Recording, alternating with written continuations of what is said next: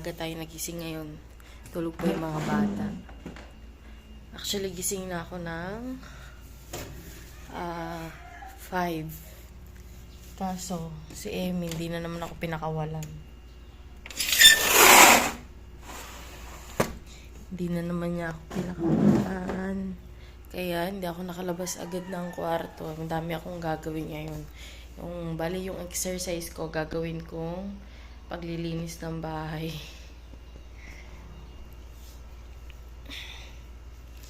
Madami akong gagawin ngayon. Mag-aayos ng rep, maglilinis ng bahay, magsasampay, magtitiklop ng mga damit. Kung ano pang pwedeng gawin. Yan yung gagawin ko ngayon. Tsaka gagawa ako ng isang mini vlog. Mamaya ulit.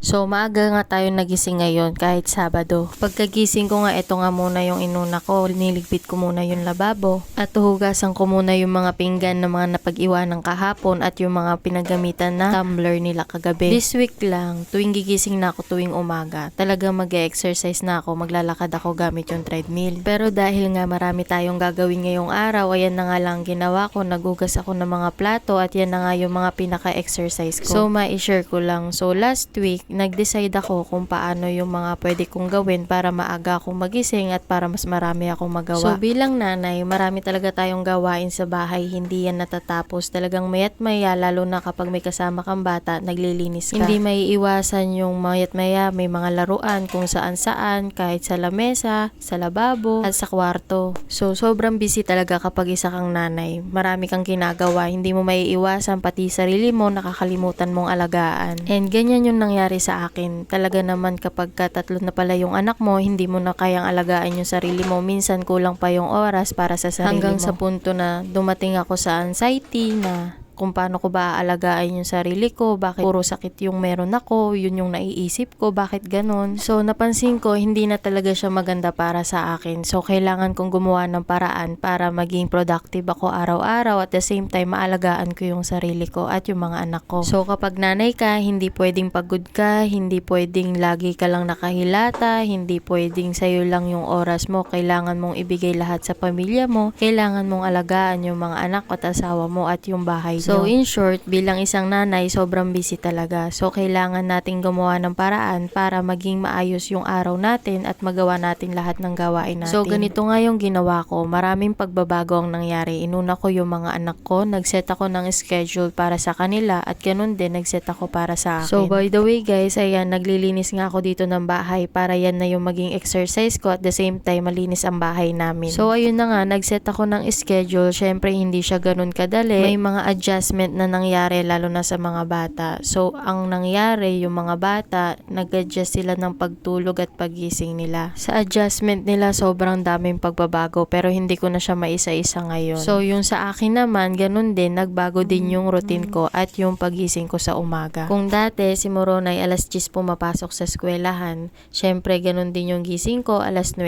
na. At the same time, puyat na puyat ako ng mga araw na yun kasi nga, iba nga yung tulog at gising ng mga anak ko. Pero para magbago nga yun, kinailangan ko nga mag-schedule at gumawa ng mga routine namin sa araw-araw. Hanggang sa in-adjust ko na gumising ako ng alas 7 ngayon kasi alas 8 na ang pasok ni Mojo. At sumunod na linggo, in-adjust ko ulit ng 6:30 para naman kahit papaano may magawa pa ako bago siya gumaya. And this week, nag-adjust ulit ako para mas maging maaga yung gising ko at mas marami pa akong magawa at makapag-exercise na din ako. So 5 AM na ako nagigising niyan. Kaso nakakabangon ako mga 5 or 6 na din gawa ng naghahanap ng dede yung anak ko. So by the way guys, I'm a mother of 3 little boys. Ayan, may 1 taon, 3 taon at 5 years old ako na anak na mga lalaki na sobrang kukulit. So I'm a breastfeeding mom kaya late na rin ako nakakabangon kasi hinahanap niya ako at gusto niya pang matulog sa umaga. So pinaplano ko ulit i-adjust yung tulog ko at yung pagising ko sa umaga para mas marami talaga akong magawa. So pinaplano ko na din gumising ngayon ng 4:30 AM dahil sa mga susunod na linggo ay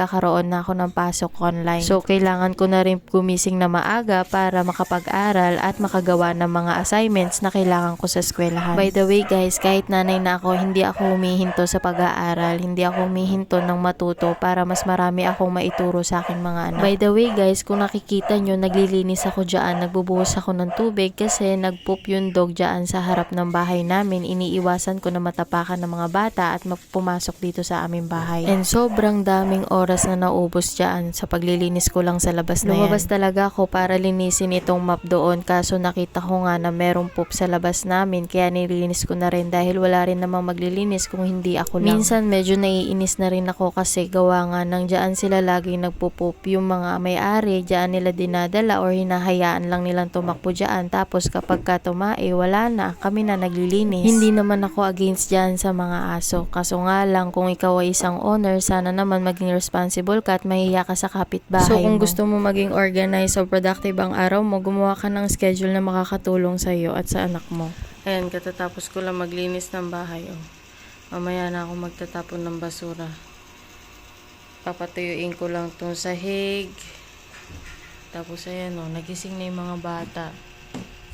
Si Mojo gising na din, nasa kwarto lang yun. Ito si Emmy gising, nandito nagse-cellphone para hindi niya ako istorbo yun habang naglalampaso, baka kasi siya madulas. Tapos ayan si Mojo. Ay baby. Yes kuya. Green? Yung popping mo? Saan mo nilagay? Hindi ko alam. Ano po? Hindi ko po alam. May ubo ka na naman.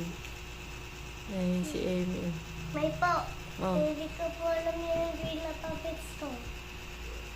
Hanapin mo sabi ko sa'yo, pag di mo makita, hanapin mo. Ha? Ito yung laruan na nakuha. Pati niya na laruan na nakuha nyo kahapon. Wow! Skateboard ba yan? Tatakot siya kasi may nakita siyang ipis kanina. Tumili ba naman? Pagkalakas-lakas. Hala, ipis. Oh. Mukhang may ubo ka na naman po at sipon. Ay, ayun! Tingnan mo tulala. Kanino ba yung eggplant, kuya? Kuya? Sa akin yun. Kuya? Yung si Emmy, oh. Kuya? May balak yatang dumaan dun sa ano, hindi man kasi ulo niya dyan. Sige, Emmy. Baba! Baba! Baba! Titig lang siya, oh. Kaliligo lang nila, eh. Oh, dito sila naligo sa labas. Ayaw niyang bumaba. Oo, yung Alin? lima sa tinalim ko. Ayun o. Ito na ang aking longta. Ako unang kakain yan.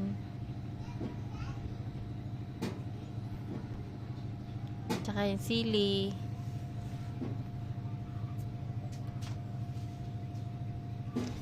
Isa pa lang yan. Oh. Pangalawang bunga. Ay, tatlo na pala. Yung pa isa. Wiki, wiki. Mojo, ako kakain dyan na. Kanino ba yun? Eggplant na yan? Ha? Kanino yung eggplant? Ha? Kay mami ba yan? Sa'yo? Is it yours? Eh, gusto mo na eggplant? Lulutuin ba natin yan? Oh, Para sa'yo? Wiki, wiki ko. Wiki wiki. Gato, wiki, wiki. Wiki wiki. Hindi po ako. Yan si Dikong. Oh, Dikong. Oh, diyan ka lang. Ang moreno kong anak pero pinanganak ng maputi. Siya ang pinakamaitim ngayon. Siya ang may pinakamaputing balat nung pinanganak pero siya ang maitim ngayon. Ayan. Si Emmy maputi nung may puti ba? Hindi. Nay, wag nang bumaba dyan. Mojo, wag ka na. Ano wiki-wiki? Si Mojo pinanganak din siya maitim. Pero siya maputi ngayon. Tsaka si Emilio. Is the bomb. Fight! Patay yung isa. sila. Nagpa-fighting. Go, go, go! Palakpak ko si Amy. Nag-kiss sila.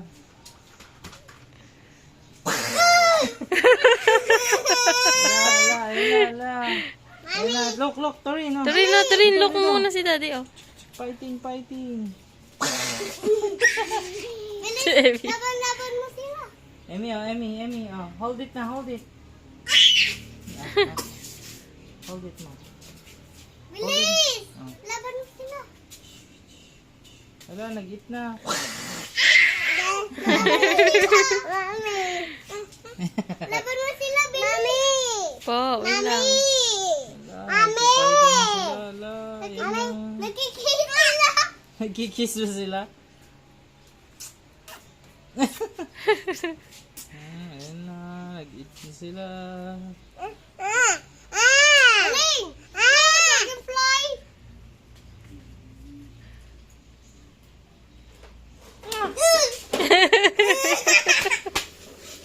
Nag-eat na sila. Ay, papalipad ko na sila. Okay. Alis tayo. Bibili tayo sa palengke, dali. Hold mo na yung wings. Hold mo yung wings. Ayun o. Yung wings, anak. Yung wings. Hold mo yung wings. Ayun o. Ganon, no? Ganon. Oh, ganun. Ganon. Yan. Yung 4 na wings. Ano yung hands mo? Yan. Ay, wag ganon, ah. Yan. Yan. Wag mo papawalan. Oh, ikaw naman kuya o. Ay, yan yung unang pagkakataon nakahawak sila ng... Ay, pinalipad Wala na. siya. Wala na. Nag-fly na siya. Kuya, ikaw naman daw. Hold mo yung wings. Wait lang! Hold mo na. Si Dikong na lang. Ay, oh. baka wala yan. Sige, si kuya muna. Wait lang! Sige na. Ikaw muna! Wag nga yan. Hindi pwede, baka masaktan siya lalo. Ganito. Ganun hold mo yung wings. Ganun lang Yan, sige, hold mo yung wings. Hindi. Baka naman. Ikaw nga, Emmy, hold mo yung wings. Hold mo yung wings. Tapang ni Emmy. Ay! Tsura din.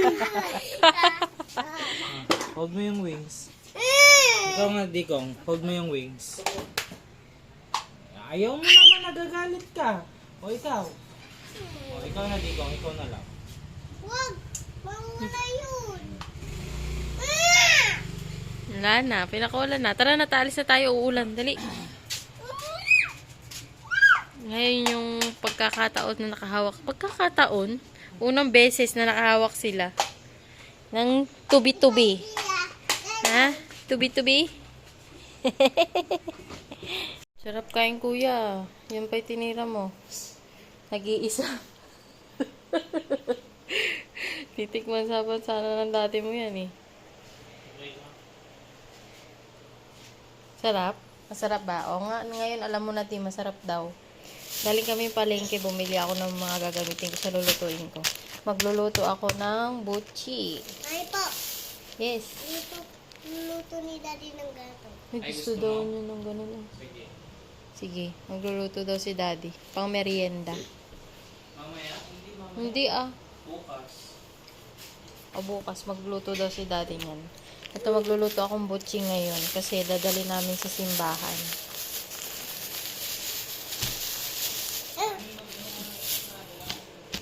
Oo, sige. Ay, gagawa muna ako para mamaya habang tulog sila Torin at Emmy. Walang isturbo. Gawa kayo ng butchi. Opo, gagawa po. Gusto mo ba nun? Tsaka ito din. Ah, sige po. Magluluto po din si daddy na ito. Opo.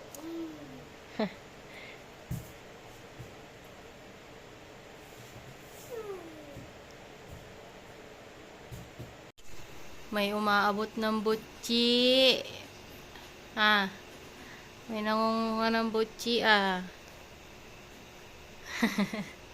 May dumudukot dito, Dio. May dumudukot ng butchi. Tingnan mo. Umaabot dito eh. Sarap. Ay, oo, sarap daw. Yay! Ito na yung naluto ko. Andun pa, meron pa sa kawali. Wala, wag mo na ibabalik ah.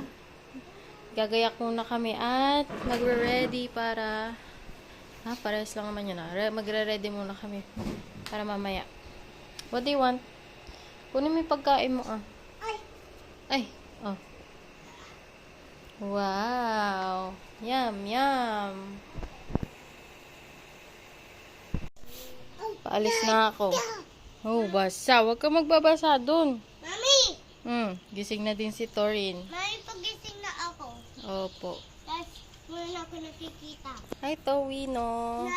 Tapos, nagwawiki ako ng Nihintay ko lang si Daddy. ako. Pupunta na ako simbahan. Ay! Talaga naman. Batang iri, oh. Mami, patingin niyo ako. Namu, nagbabasa siya. Mami, patingin niyo ako.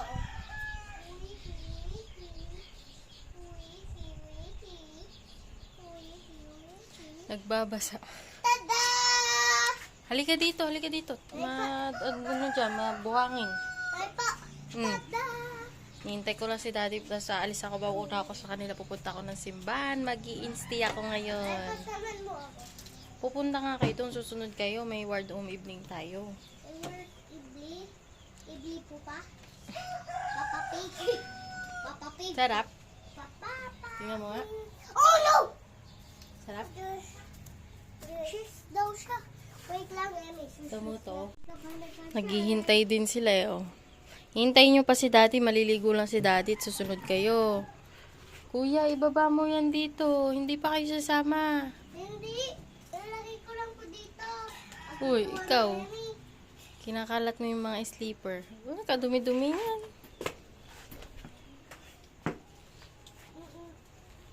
Sarap kain, Trino ah. Ang anak kong malakas kumain. Kung di nawalan ng ngipin yan, napakalakas kumain yan. Mataba siguro yan.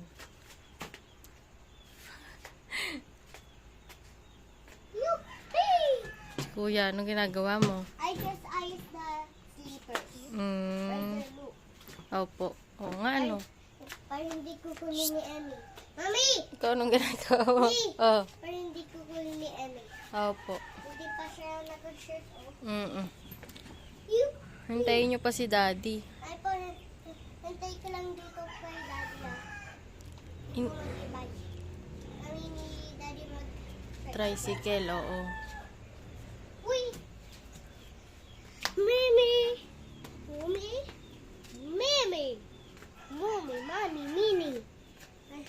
Hirap na hirap kumagat kasi walang ngipin sa harap. Yung taas niya napudpud na. Don't, kuya. Ay, kulay purple. Oo, ubi yun. Sarap ba, Emmy? Ay, ito rin? Ay, sarap pala eh. Emmy. Ang ginagawa mo dyan, ha?